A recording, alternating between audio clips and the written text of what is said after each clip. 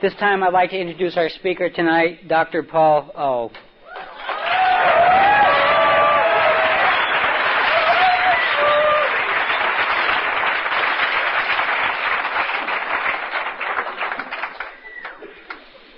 Good evening. My name is Paul, and I'm a full-blown alcoholic. And I'm glad to be here. In fact, not only am I a full-blown alcoholic, I enjoy being an alcoholic. I like being an alcoholic. Didn't always like being an alcoholic. In fact, I wasn't always an alcoholic, as a matter of fact. Well, I wasn't. I didn't start out like an alcoholic. I wasn't even meant to be an alcoholic, as a matter of fact. My mother never suggested I might grow up to be president of AA, or no school counselor had ever said, "What about being an alcoholic? They seem to have a lot of fun. You want to be an alcoholic?" I don't even look like an alcoholic, except maybe when I'm drinking. I got to be an alcoholic by coming to these meetings, coming to AA meetings. That's the way you get alcoholism. People think you get alcoholism by what you put in your mouth and sitting around in bars. Thank you. And that's not true. You get alcoholism by what you let go in your ears at AA meetings. And in fact, I shouldn't have even come to AA. I had no reason to come. I didn't have any get well card from the court or anything like that. I didn't even see any get well cards here tonight. I was at a meeting over in Riverside a few weeks back, and they had one newcomer, and they had 15 drunk driving cards. I thought, gee, that's really interesting that Riverside has one newcomer alcoholic and 15 non-alcoholic drunk drivers. You know?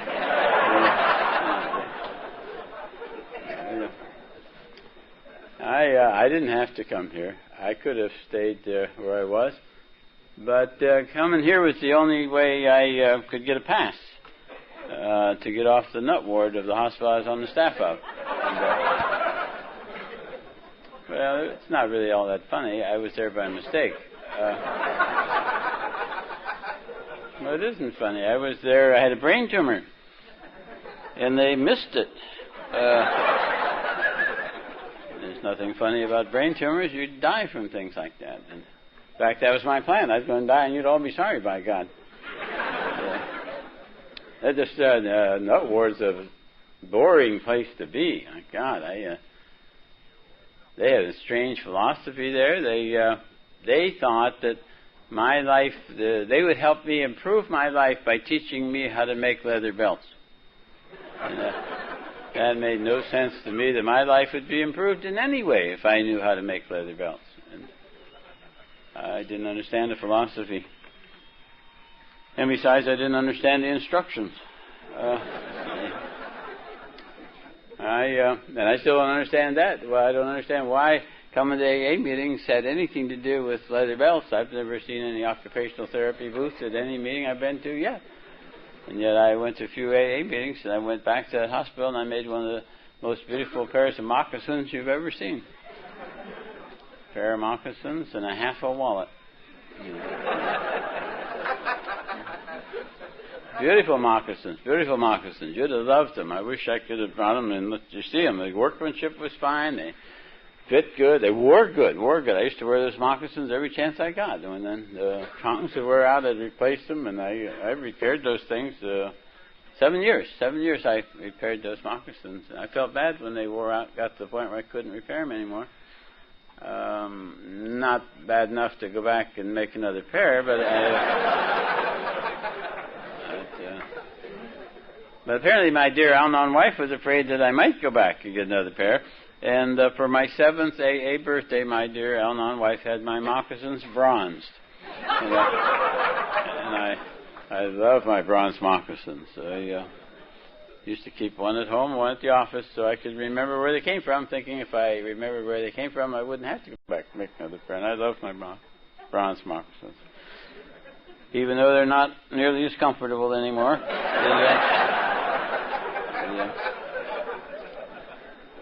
And I kept coming to these AA meetings, and that's how you get alcoholism. If you're here tonight and you're not really an alcoholic, you want to keep a real open mind, so that whatever goes in goes right on through. Because if I say something and you think, oh my God, I did that and I felt like that when I did that, you suppose I might be an alcoholic? Just like that, boom, you're an alcoholic. We are all instant alcoholics, and once you got it, you can't get rid of it. You can try to get rid of it by giving it to other people, but that doesn't work. The more you give it away, the more you got it. And it's a progressive disease. It progresses before you know you got it, and it progresses after you know you got it.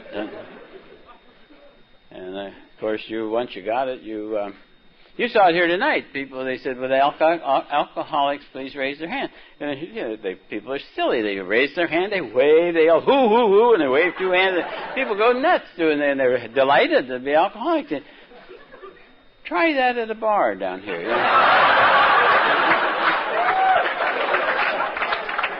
Just run down to the bar and say, "I just came from an AA meeting. They said I should run an experiment. Will all the alcoholics please raise their hand?" You won't get the same response there. In fact, they won't think you're very damn funny. No alcoholics in the bars. They're all in AA meetings. It's always impressed me with how many alcoholics you find at AA meetings. There seem to be a lot of them there. And I immediately, once I became an alcoholic, I realized there were two kinds. There was ones that are drinking and the ones that aren't drinking. And the ones that aren't drinking are the ones that seem to be happy about being there and waving and hooting when they say they're alcoholic and all that stuff. And I tried drinking for years. I'd practice and practice and practice. Never did learn to do it right, so I gave up practice. And I decided I'd rather be the non-drinking kind of alcoholic. They seem to be the ones that have the fun.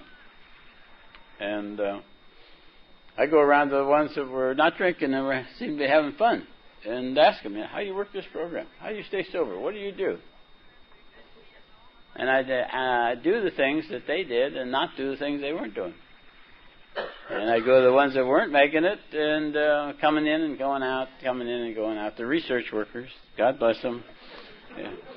We need research workers who keep telling us whether they're making alcohol any different anymore.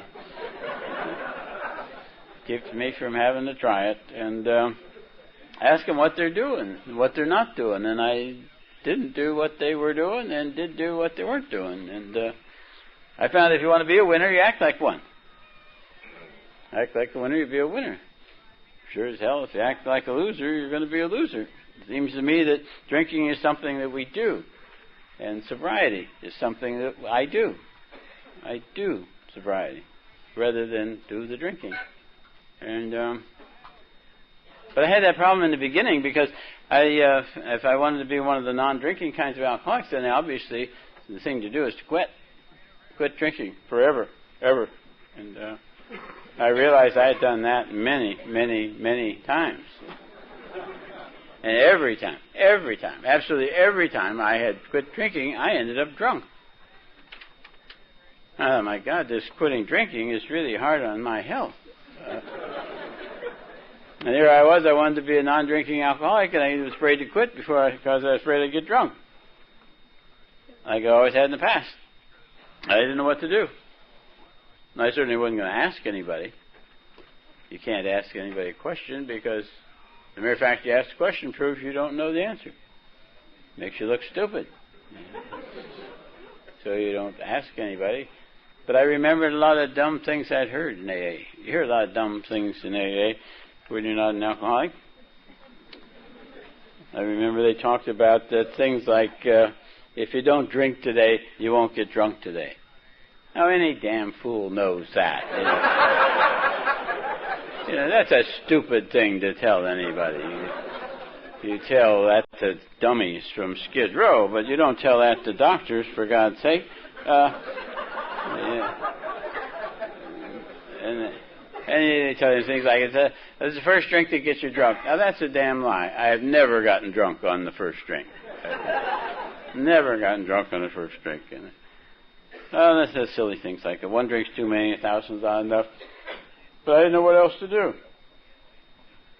So I didn't say anything to anybody. I didn't let anybody know, but I thought, I just won't drink today, and I'll see what happens. Nothing happened. I thought, I'll try it again. Nothing happened that day.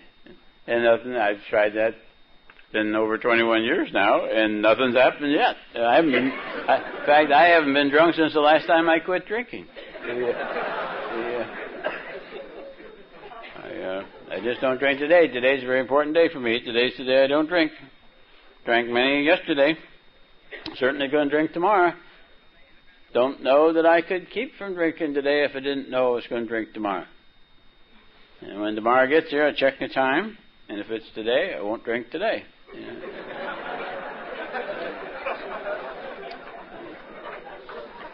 So I just don't drink today.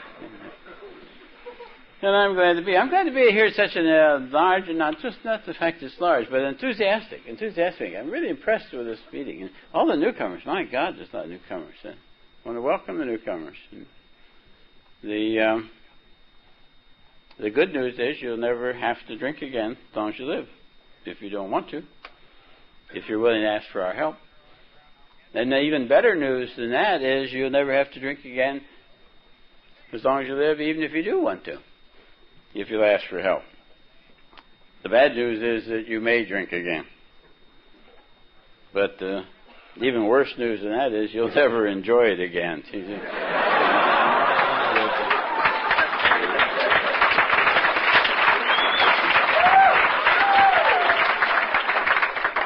AA will screw up your drinking so badly that it's simpler to just stay,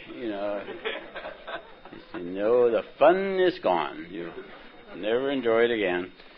And so you might as well stick around. And I enjoy enthusiasm. I enjoy enthusiasm. And the thing, I was real impressed with the steering committee and all the people that are involved in this thing.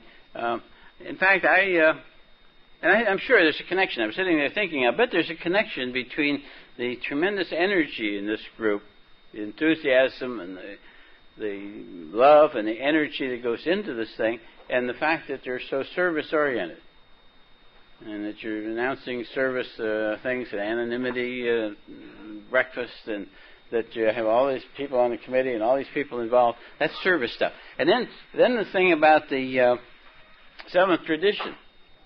I'm very proud of our seventh tradition, of those baskets. I think they're just terrific. In fact, the other day I heard somebody say, we have no dues or fees, but we do collect a sobriety tax.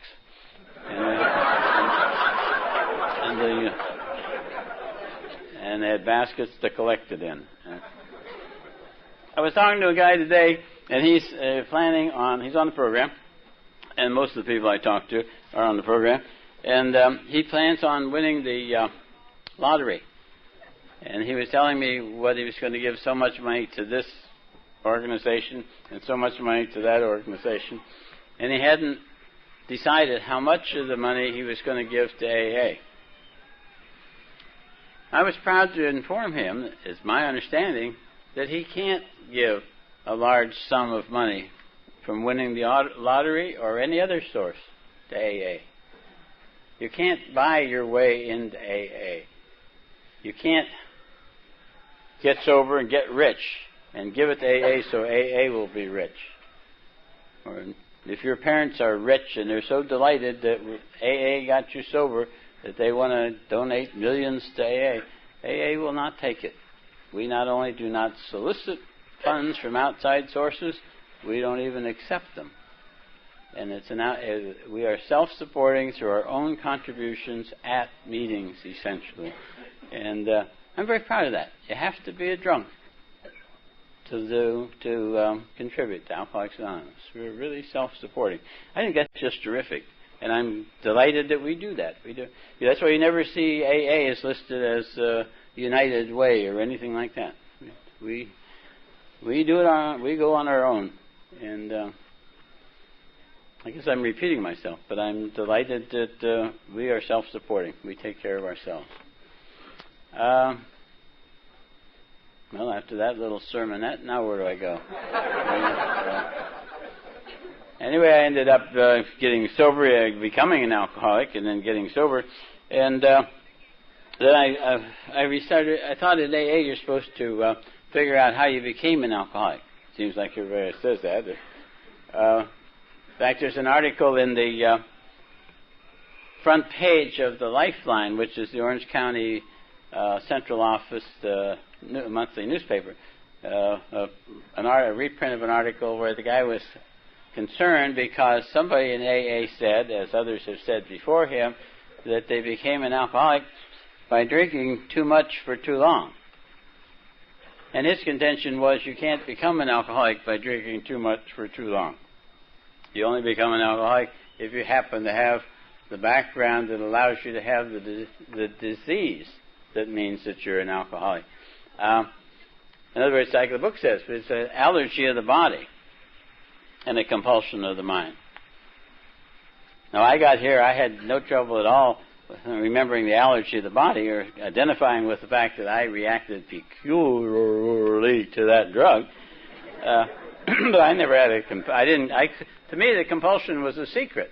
It's a secret compulsion. I didn't know you could have a secret compulsion. I thought compulsion was a big, ominous cloud that followed you around and made you do things, and you always knew it was up there and it might make you do that at any moment. And I didn't have any compulsion. I mean, when I wanted to drink, I took it. Geez, wouldn't it be something if you waited for a compulsion and it didn't show up? You know, I didn't know of any compulsion, but I knew I had an allergy because I used to drink before I went to church dinner dances, and I hate church dinner dances. A lot of people there. They expect you to talk to them. They expect you to talk chit-chat. You're supposed to talk chit-chat at church dinner dances. I don't know how to talk chit-chat to people at church dinner dances. And you're supposed to dance at a church dinner dance. In fact, you can't not dance at a church dinner dance, because every church dinner dance has at least one hyperactive woman comes running up to you and says, "Come on, Pa, let's dance." And I say, "I don't dance." They say, "Oh, sure you do," and drag you out on the floor, and prove that you don't dance. I found out many years ago. I wasn't aware of it at the time, but looking back on it now, I'm aware that I would have drinks before I went to the church dinner dance that would relax me mentally. I could talk to people. Relax me physically, and I could dance. Boy, I dance good, too, by God. Today I don't drink and I don't dance. And it worked well for me. Again, I wasn't aware of it at the time, but I look back on it, it worked well until it started getting out of sync. For instance, it got to where I hadn't even begun to relax mentally yet, and I'd get too relaxed physically. It might affect my tongue and my speech. And I would talk slowly and deliberately so nobody would notice. Or I would even trip. I would reach for something and knock it down, or I would trip and there was nothing to... I would find myself lying there on the floor. And my brain would say, "Get up, you fool. People will think you're drunk." And my body would say, "What do you mean, get up? We're paralyzed from the ears down." I think, isn't that strange that I can't move? And I lay there and think, I must be allergic. I must have an allergy. I must have an idiosyncrasy. I react peculiarly to the drug alcohol. I have an abnormal reaction to this chemical.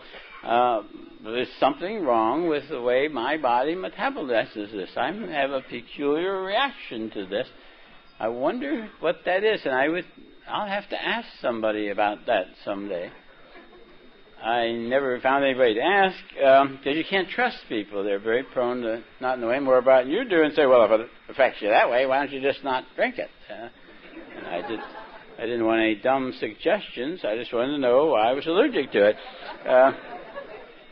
In fact, being of scientific bent, I would lie there and mentally I'd be leafing through the textbook, Goodman Gilman's textbook of pharmacology, looking under alcohol, intoxication, blood levels out, looking for paralysis from the ears down, And it was, I never found it, but it was interesting because it took my mind off my full bladder. The bad combination, but when I was paralyzed from ears down, somehow I always had a full bladder. And it didn't work well together at all. In fact, the bladder that absolutely refused to remain full. And the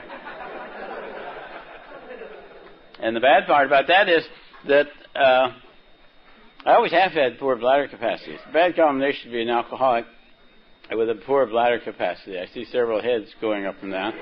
People agree with me. But I don't want to give the newcomers the impression that I'm complaining, because I'm not. My bladder capacity today, AA has not helped my bladder capacity. It's not. My bladder capacity today is essentially no better than it was with the booze. But I don't want to give the impression I'm complaining either, because I'm not complaining at all. Even though my capacity is no better, my aim has improved tremendously.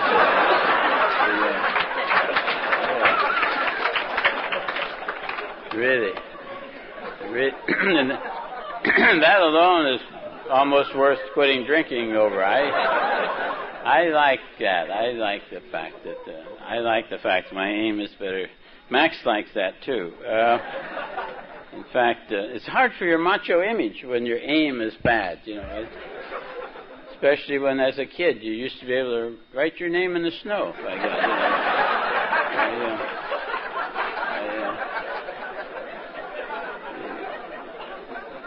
Remember snow? Yeah.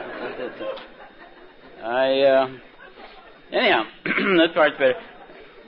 Then the other thing, there would be times when I hadn't even begun to relax physically yet, and I'd get too relaxed mentally. It'd be as if all my brain cells get together and say, "Oh, what the hell? He's drinking anyhow. Let's take a night off." And they'd go on home, go to bed, and my body'd go on doing things. And in the morning, I'd try to figure out what my body had been doing when my brain was home in bed. It's like getting up in the morning and remembering that you missed last night's television program. Turn on the set and try. Let's see if we can catch it here. You can't play a program that you missed, and you can't recall something that wasn't recorded at the time that it happened. So I don't spend any time trying to figure out what I did in blackouts anymore. And I kept coming to these AA meetings. One of the reasons I came was because Max liked them. She got to liking these meetings even before I became an alcoholic. And then when I found out she liked them, then of course I could punish her when she didn't act right. I'd just show her, by God, I wasn't going to the meeting anymore.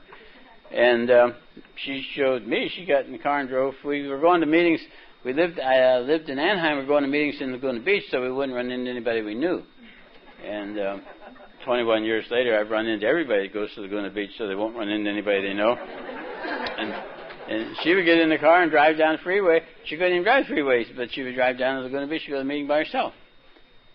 I don't know if you've ever tried staying at home on a Saturday night, drinking, while your non-alcoholic spouse is off laughing it up at an AA meeting.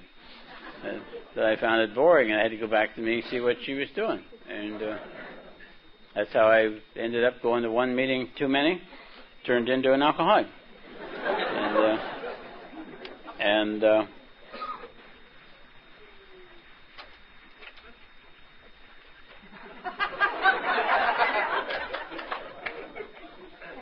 I wouldn't want you to miss a damn word of this. In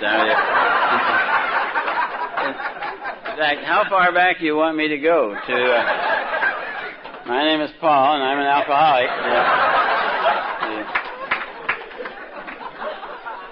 This story has cost me a lot, and I don't want you to miss any of it. In fact, I was talking to some people the other day that had heard me before, and I told them I had considered getting a new story.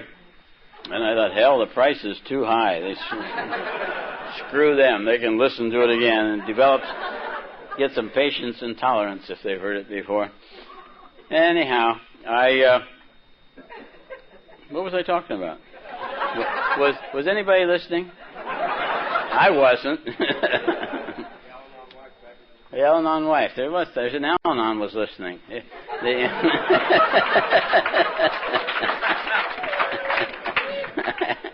Anyway, I had to go to meetings to see what she was doing, and I turned into an alcoholic. We're talking about Al-Anon. I got 2 Al dogs out in the car. They said,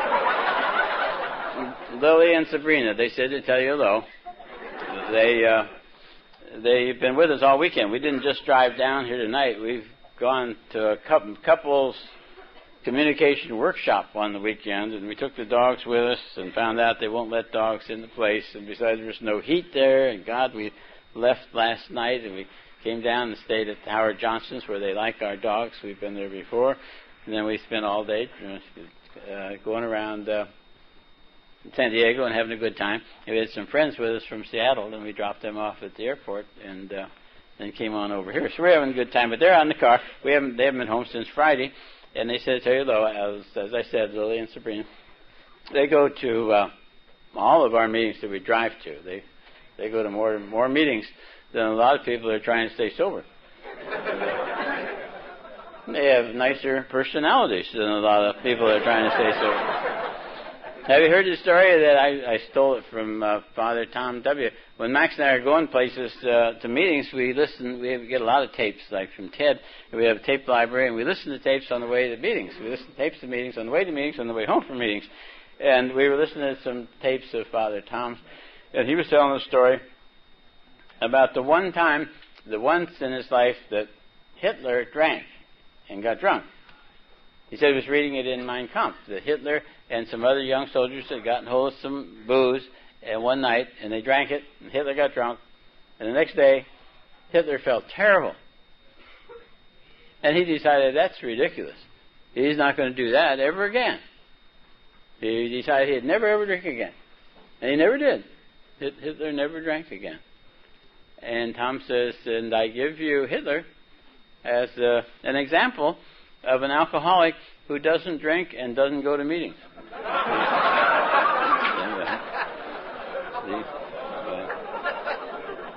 So that be a warning to you.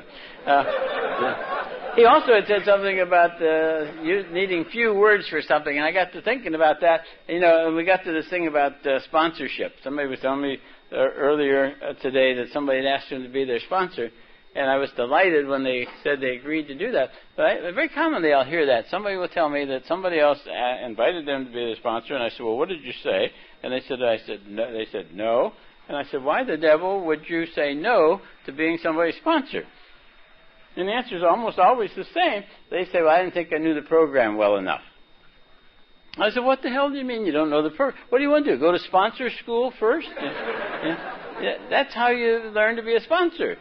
The same way you learn to be an AA member, by just being a member. That's the way you lead the meeting. That's how you learn to read at the meeting. That's how you learn to give a short talk. You get up and you do it, and everybody in the audience sits there and figures out what you did wrong, and they're glad to tell you. And you find out what you did wrong, and you change it or you don't change it. You go on doing that, but that's how you learn how to do it. And that's the way you get to be a sponsor. You just go ahead and do it, not by studying. The point is that being a sponsor is easy. It's easy. I think your sponsors have been fooling you. You know that to be a sponsor, you only need to know 5 words. You can be an excellent sponsor by only knowing 5 words. The person will call up and they'll ask you a question. And you answer the question. You either say yes or you say no. The 2 words, you already knew them. Sometimes they'll say something and they sound rather excited. And you say, really?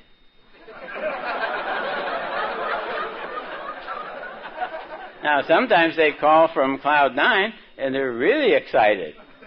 Then you say, wow. So you got yes, no, really, and wow. Now, a lot of times they'll say something that sounds rather sad. You say, whatever. So you got 5 words, yes, no, really, wow, and whatever. Now, the thing is, sometimes you can't decide which of the 5 words to choose. That's too many choices. And sometimes you can't figure out which one. So that's an easy answer for that. Easy answer for that. If you don't know what else to say, which one of the 5 words to say, you use a non-word. No matter what they say, you say,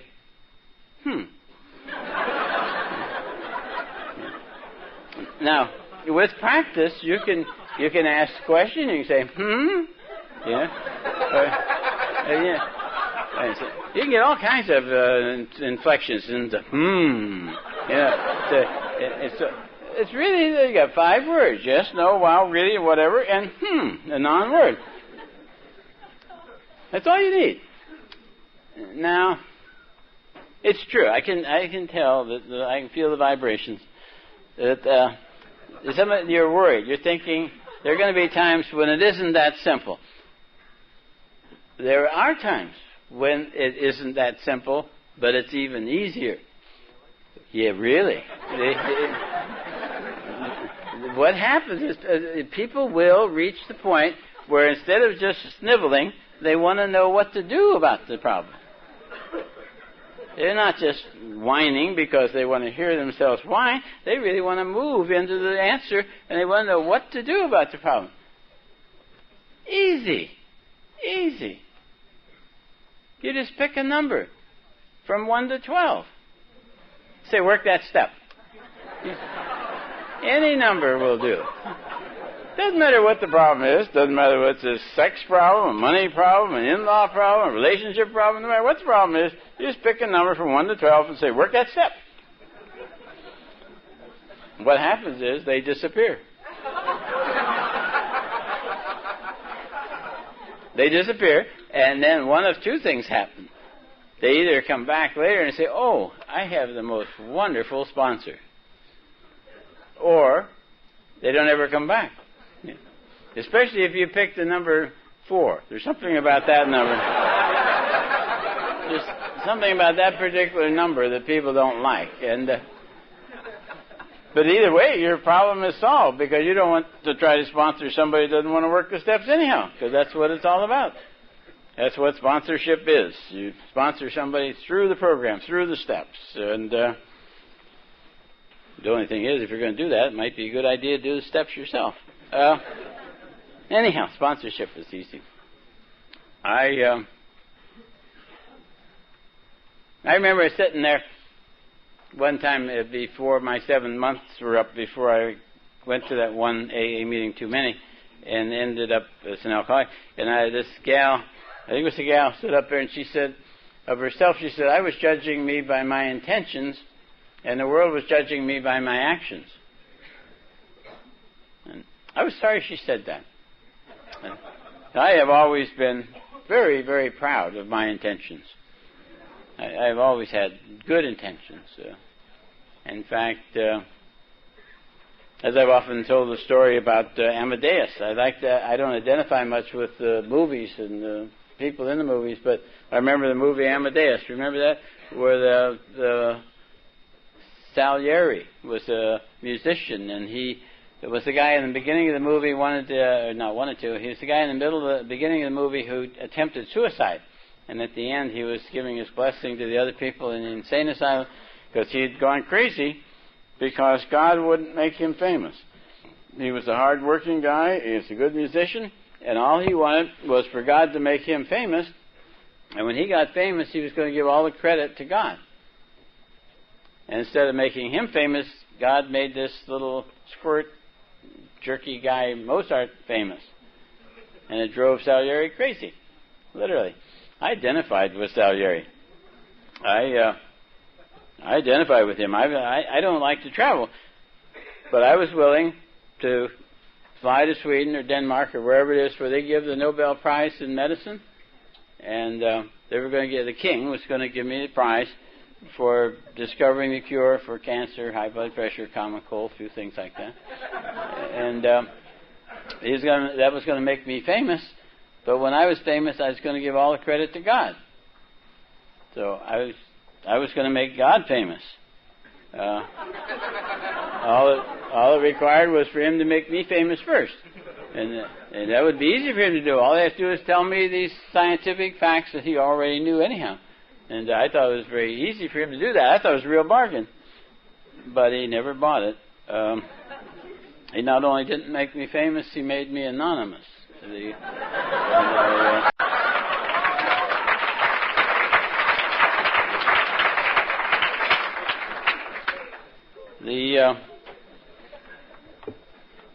I was talking about, somebody said Al-Anon, I remember that, Max is, I keep talking about Max. Max is my spouse. I need to explain that sometimes. So Max is for Maxine.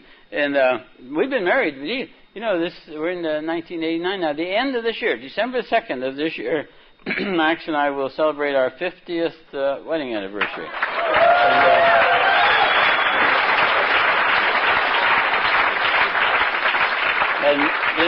And what's really impressive about that, as far as I can see, is that she's the same person that drove me to drink for years. If you had my wife, you'd drink too, was always my motto. And now today, she doesn't drive me to drink. In fact, she helped drive me sober. And we've had our relationship has gone on for over. We were childhood neighbors, sweethearts, and we've been in a relationship for over 65 years. And it's right.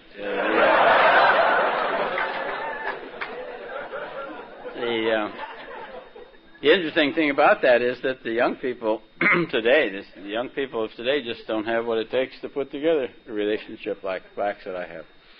The young people just don't have it.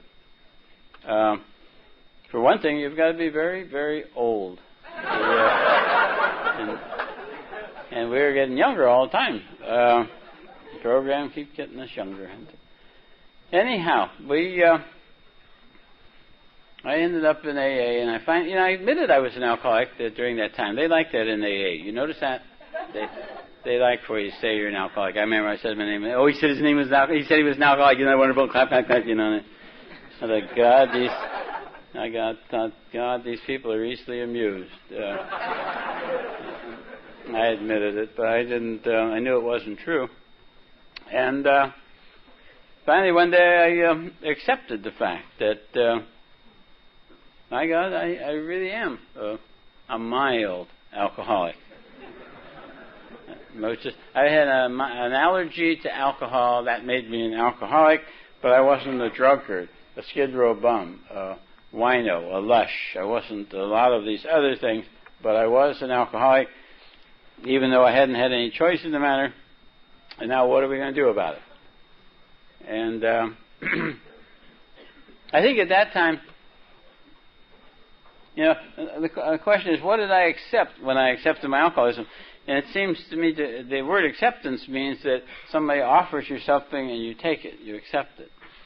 And I think what I did was I accepted the challenge of facing life successfully in spite of the fact I couldn't drink like other people. Isn't that a big hardship? Don't you feel sorry for me? And I accepted the challenge.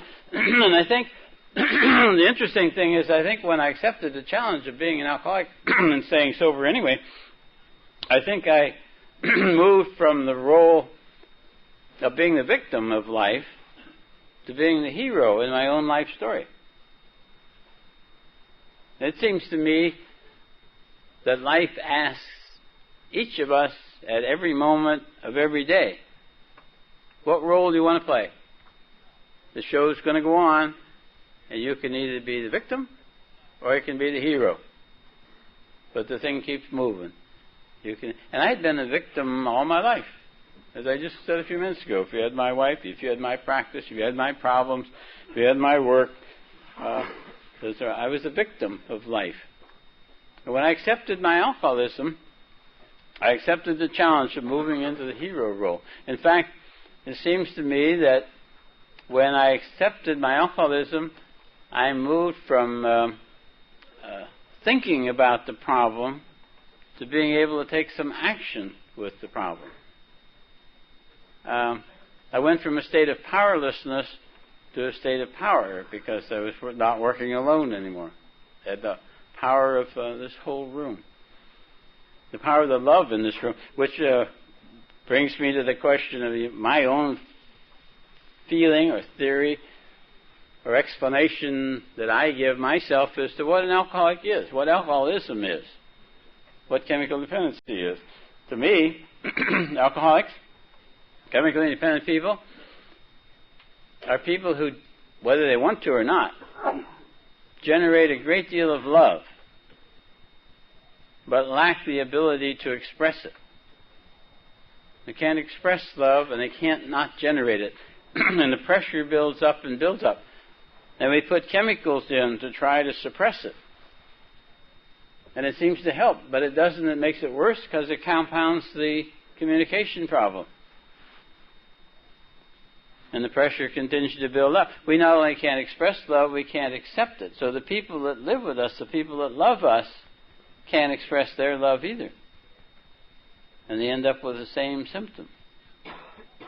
And as the pressure builds up, it has to come out, but it can't come out as love, so it comes out as hostility, anger, resentment, frustration, violence, all sorts of negative emotions.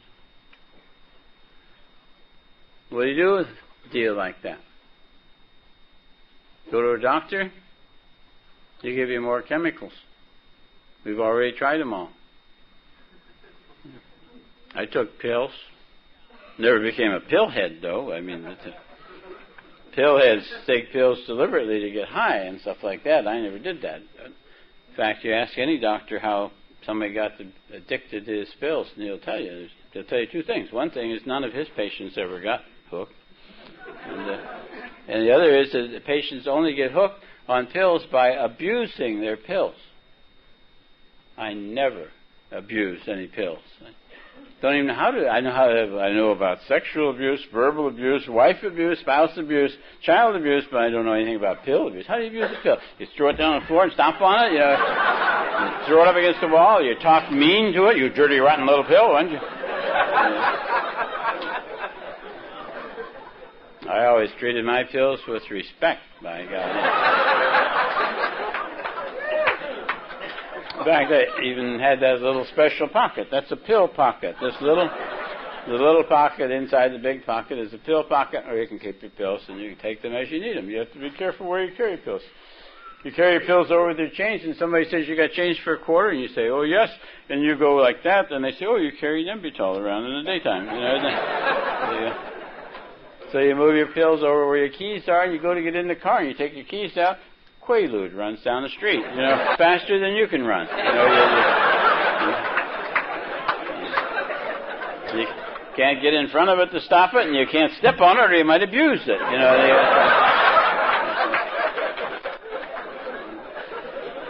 So you carry your pills in the pill pocket, and you treat them with respect. And you never take the pill unless you have the symptom. I never ever took a pill unless I had the symptom that only that pill would relieve.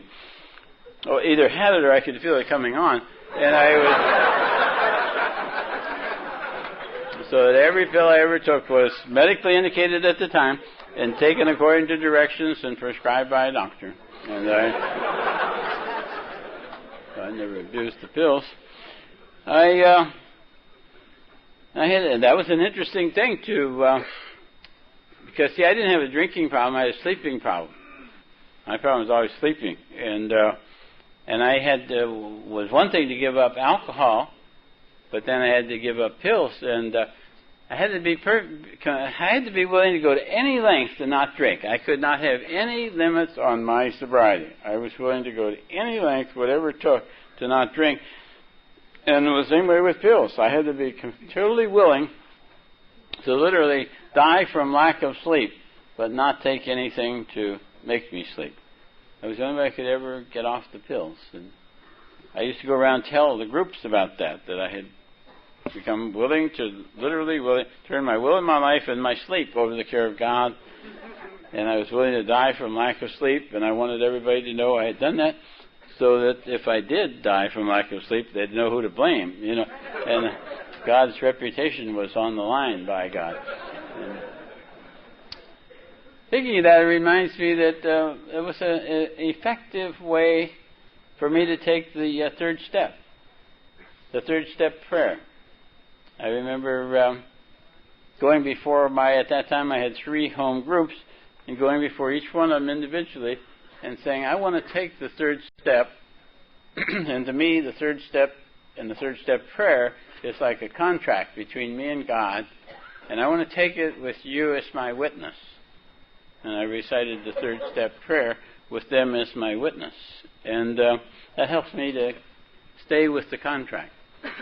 And indeed, today, on a daily basis, I commonly will recite the third step prayer, the serenity prayer, and the 7th step prayer 2 or 3 times a day. And when I do the third step prayer, I turn over everything on the outside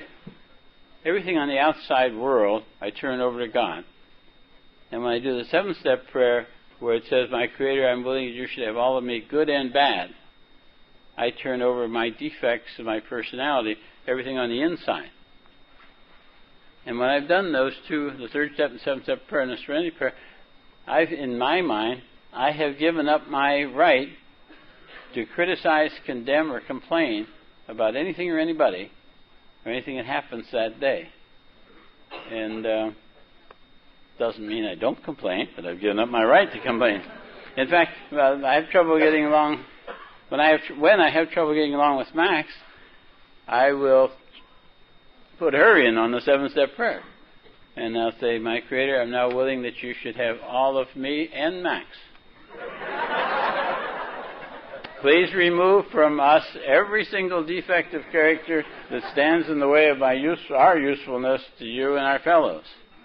And it really makes it a lot harder for me to bitch about her personality when it's God's responsibility, not mine or not hers. And I have found that very helpful. I've been finding it easier to deal with God. He and I have a much better relationship than we used to.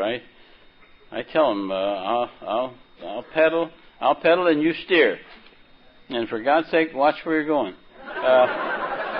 I'm sick of some of the places we've been. And I write him lots of letters. He doesn't hear very well, so I write. And sometimes I find that I can communicate with God just in silence.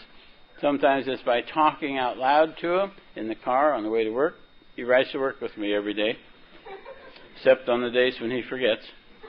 And some days we're almost there before he catches up to me. I say, where the hell you been? When you're not here, I spend my time arguing with people that aren't even here, And but another thing I do is I write him letters. I get up in the morning and I'll go turn on my computer. I used to write it out pad and pencil, and then I got a electric typewriter, and I taught my fingers how to type fast. And I used to write God's lots of letters. Now I do it on a computer. When I say I taught my fingers, by that I mean it's my fingers know how to type. And they type fine and they type fast. And they do well, except when I try to help them. And when I get to thinking about how I'm typing and what letter comes next and where is that letter on here, we get all slowed down. We make all kinds of mistakes. And my fingers do much better if I just mind my own damn business and let them do it. It's kind of like, and I think maybe that's the way God works too. I talked about this before, where they have this law that says you have to have kids in a car seat. They have to be strapped in a car seat now. And there are some of these car seats that have a little plastic steering wheel on them. And I can just visualize a father sitting there driving the car with his son strapped in the car seat beside him, and the kids playing, helping Daddy drive home. And sometimes when the kid turns to the left, the car goes to the left. And sometimes when the kid turns it to the right, the car goes to the right. And I'm sure the kid thinks he's helping Daddy drive the car. And I can just see the father, just like my father, saying, that's it, Paul, just keep driving the car, we'll get there. And I think I'm doing something and I'm not doing anything at all. And it's really what's... I think one of the reasons that's working better for me is because I'm doing it more, and I have more trust in the fact that it's going to work when I let go and let God do it. What I mean is, it's kind of like that nothing succeeds like success and nothing fails like failure. But the point is that Max reads the Reader's Digest, and the other day I picked up a copy and read a quick article of a man who had recently gone blind and had gotten his first seeing eye dog. And one of the interesting points was that it was the dog's first job. He was just a pup, and he had never really, was not an experienced seeing eye dog. It was his first time out. And once they get a dog, I guess they keep them for life. And this guy wrote this article on what it was like to turn his will and his life and his safety over the care of a dog that he couldn't see, that he couldn't talk to, that all he could do really is to feel him through this harness that they had. And the point was that it was very hard for him to let go and let the dog. He didn't know whether the damn dog was going to walk him into a post, and sometimes he did. Or walk him out in the middle of the street, or drop him in a hole, or what he's going to do. It was very hard for him to let go and trust the dog. And the point was that as long as he felt insecure and frightened, the dog could pick that up. And it was very hard for the dog to do a good job because the dog knew he didn't have the guy's confidence. And the interesting thing was that the more he could let go and let the dog do it, the better job the dog did. And the better job the dog did, the easier it was for him to let go and let him do it. And then over a period of time, they began to trust each other. And it worked beautifully. But it was difficult to work that out initially. I said something about writing a letter to God, and I see my time is up, so I won't send him a very long letter today. But what I do is I will tell him initially what a great job he's been doing. I used to write a gratitude list, but he got a little tired of that because it got so long and repetitious. But I just tell him, you're doing such a good job, keep on doing a good job. And I will give him, I'll give him the day to do with as he wants. I'll say, you take this day and you do whatever you want with it. You have happen today whatever you want to have happen, and you have come into my life whoever you want to have come in. You have them say whatever you want them to say and have them do whatever you want them to do. And I'll know that whatever happens this day and whoever comes into my life and whatever they say and do, I'll know that that's your will for me this day. Now you go on about your business, have a good day, I'll check with you in the morning. You know, he has never abused that. I thought sure he would. I was fearful that he would. But he's never abused that. As a matter of fact, I've never done that on a day where anything seemed to happen that day by mistake. Everything seemed to happen exactly, it was supposed to happen that day in that way. And it's been a very comfortable feeling. No mistakes in the day. Anyhow, I admitted I was an alcoholic, even though I didn't believe it. I accepted the challenge of being a sober alcoholic, and I have come to approve of it. I have come to approve. I certainly I don't have to approve of something in order to accept it. I don't have to approve of life in order to accept life on life's terms. And today, because it's so simple, I had all kinds of problems. Had all kinds of problems in my life. I found out that they're going to make it even worse, so I'm going to turn out to be an alcoholic. I accepted the fact that I was an alcoholic. That seemed to make it easy to take care of the drinking problem. And wonder of wonders, the answer to the drinking problem has become the answer to all my problems today. All my problems today.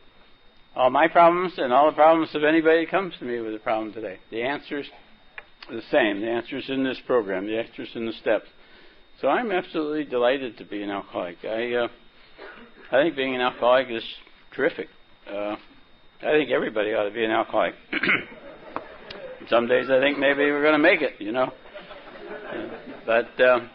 I'm very pleased to be an alcoholic. I'm not proud to be an alcoholic. I have no right to be proud of being an alcoholic because I don't know that I had anything to do with it. I know there are people who say we became an alcoholic, like I said earlier, people who say you became an alcoholic by drinking too much for too long. I don't know that that's how I became an alcoholic. As a matter of fact, I think maybe I did that. I drank too much because I was an alcoholic. I understand alcoholics have a tendency to do that. And so I'm neither proud nor ashamed. I'm certainly not ashamed to be an alcoholic. Why should I be ashamed of something I had nothing to do with?